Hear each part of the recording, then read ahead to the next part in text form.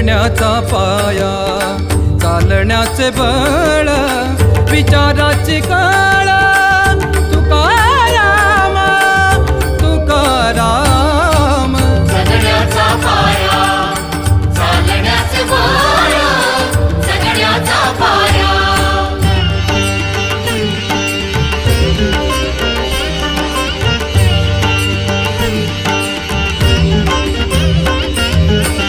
शब्दांचे इमान, अक्षरांचे रान, शब्दांचे इमान, अक्षरांचे रान, अभंगाचे पान,